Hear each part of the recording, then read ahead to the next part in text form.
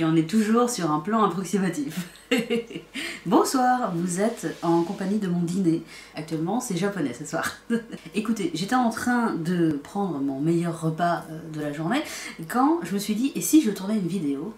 On a les idées et les horaires qu'on mérite. Mais ça fait effectivement un petit moment que je vous ai pas parlé de mes derniers coups de cœur et j'avais envie de les partager avec vous parce que j'ai plein de choses à dire. Et le programme est chargé puisqu'on va parler de pirates, de zombies et de romance. Alors ces trois titres sont pas des nouveautés au niveau du calendrier puisqu'elles sont sorties il y a un petit moment déjà, mais vous me connaissez, j'ai toujours un train de retard. Donc lançons-nous avec joie et bonheur. On commence avec un animé, Fena Pirate Princess, waouh cet accent, qui est une coproduction entre Crunchyroll et Adult Swim. Comme son titre l'indique, Fena Pirate Princess raconte l'histoire de Fena, qui est une jeune fille amnésique élevée dans une maison close en tant que servante et qui du jour au lendemain va avoir un destin tout tracé, va avoir une quête à accomplir. C'est une série qui est très courte puisqu'elle ne fait que 12 épisodes et je dois avouer que j'ai été très frustrée parce qu'on sent que c'est rapide dans la narration.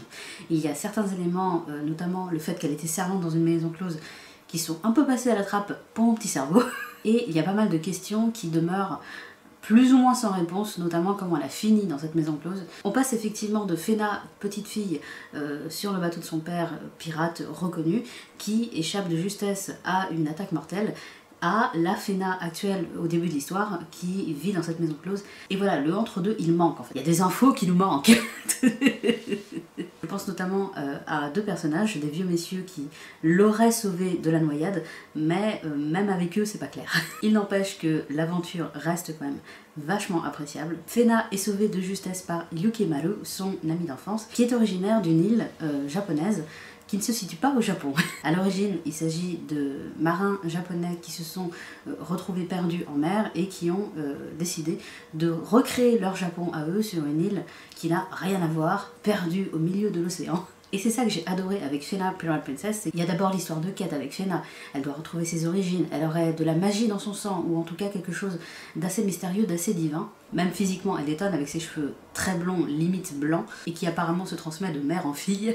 Mais il y a aussi tout le côté piraterie, tout le côté voyage avec les amis de Fena, Yukemaru et son clan, qui l'emmènent vraiment aux quatre coins du monde pour retrouver ses origines. Donc on passe par la France, on passe par l'Italie, on passe par les batailles navales parce qu'il y a différents clans et il n'y a pas que notre petit groupe de pirates japonais qui vogue sur la mer. Et c'est très frustrant de ne pas pouvoir vous en dire plus parce qu'encore une fois, il n'y a que 12 épisodes.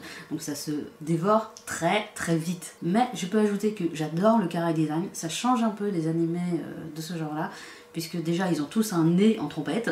Non, c'est pas vrai, c'est que Fena, mais j'adore son nez. Mais ensuite, l'animation est très belle, la musique qui accompagne le tout est très mystérieuse, très ensorcelante. Je l'écoute en boucle depuis plusieurs jours. Et surtout, même si le rythme est un peu rapide sur certains épisodes, on va pas se le cacher, ça reste quand même une très bonne aventure. J'aurais adoré lire ce genre d'histoire quand j'étais plus jeune. On a le combo gagnant, on a des combats de sabre, on a de la piraterie, et on a la jeune fille frêle, mais pas sans défense, avec une bonne dose d'humour, donc franchement je ne peux que vous le conseiller. Et en parlant d'humour, je vous présente 100 Bucket List of the Dead. L'accent toujours. Alors excusez-moi je lis, il s'agit d'un manga de Haro Aso pour le scénario et de Kotaro Takata pour le dessin. Et c'est aux éditions Kana. Et oui, on passe de la piraterie aux zombies, et quoi de mieux qu'une bonne petite histoire de zombies après Halloween. Je vous avoue, je suis pas fâchée avec ces bêtes-là, j'aime bien voir des films ou des séries catastrophes sur ce genre, et forcément quand le manga a été annoncé, j'ai regardé avec avidité et je me suis jetée dessus quand il est sorti en librairie. Mais pourquoi c'est un coup de cœur? C'est un coup de cœur parce que le héros est tout simplement adorable, et surtout c'est un grand malade. Akira Tendo a 24 ans et ça fait plusieurs années qu'il travaille pour une société esclavagiste. C'est son premier emploi et il ne sait pas comment sortir de ce guêpier. Et quand on parle de société esclavagiste, c'est pas une expression pour faire joli, c'est vraiment ça en fait. Il a des horaires impossibles, il est capable de ne pas rentrer pendant une semaine chez lui, il n'a plus de vie sociale, il n'a quasiment plus d'hygiène, il ne vit que pour travailler à tel point qu'il n'est même plus capable de réfléchir, et quand on lui parle de société esclavagiste, quand il voit par exemple des documentaires dessus à la télé, il n'est même plus capable de se rendre compte qu'il est dans cette situation lui-même en tout cas. La seule chose dont il est encore conscient, c'est qu'il ne veut plus travailler, mais il sait pas comment s'en sortir. C'est là que le destin décide de l'aider, puisque du jour au lendemain, il y a une attaque de zombies à Tokyo, ce qui fait que c'est la fin du monde, clairement, au Japon, mais Akira, lui, ce qu'il réalise surtout, c'est que c'est la fin du boulot. Techniquement, il a plus besoin de retourner au travail, oui. Et c'est ça que j'adore en particulier dans ce manga, c'est que tout d'abord, c'est un manga sur l'attaque de zombies, donc forcément, il y a des scènes gore, il y a de la tension narrative, il y a de l'horreur, hein, c'est le genre qui veut ça. Et c'est plutôt bien fait de ce côté-là, les zombies sont très crédibles. À part Akira, tout le monde panique, donc tout va bien. Mais surtout, c'est bourré d'humour. Akira, c'est un personnage qui a tellement souffert à cause de son travail, que maintenant, il décide de ne voir que le côté positif. Mais le côté positif, plus. Donc oui, c'est la fin du monde, mais pourquoi ne pas faire du vélo en plein Tokyo, franchement? Ce qui fait qu'outre l'attaque de zombies, on a vraiment un personnage ultra positif qui décide de voir la vie du bon côté, de faire ce qu'il a envie de faire, et surtout de réaliser tous ses rêves. Au fil des tomes, Akira va pas rester seul, évidemment, il va rencontrer d'autres survivants, et c'est ça aussi que j'ai beaucoup aimé, c'est qu'on a des survivants qui répondent au départ aux clichés auxquels ils appartiennent, pour finalement s'en détacher petit à petit. Ce qui fait qu'on a l'équipe qui va se construire pour survivre à cette attaque de zombies, mais en même temps, on a des surprises en fait. C'est pas attendu, c'est pas téléphoné, ce qui fait que chaque chapitre est une nouvelle petite friandise à déguster, et je me délecte à chaque page. Donc certes, un héros comme Akira dans un monde apocalyptique, ça peut déstabiliser, mais si vous avez le cœur bien accroché, si vous aimez tout ce qui est gore, et si vous aimez l'humour, je ne peux que vous le conseiller. Et puisqu'on parle d'histoire de cœur, je vais maintenant vous parler d'À tes côtés de Megumi Morino aux éditions Aketa. On a tendance à l'oublier, mais je suis une véritable flamme bleue, et À tes côtés, c'est l'un de mes derniers gros coups de cœur au niveau shoujo. C'est l'histoire d'Otaru, une jeune lycéenne qui ne connaît strictement rien à l'amour. Alors c'est pas qu'elle a été blessée quand elle était jeune, ou que non vraiment l'amour ce n'est pas fait pour elle, elle est trop dark, c'est juste que ça ne l'a jamais intéressée, ça lui est jamais tombé dessus, donc bon bah elle se dit un jour peut-être, mais en attendant bah j'ai ma vie. Et justement la vie va la guider vers le doux et le beau Ananoï qui vient de se faire larguer en public dans un café à quelques pas de Otaru.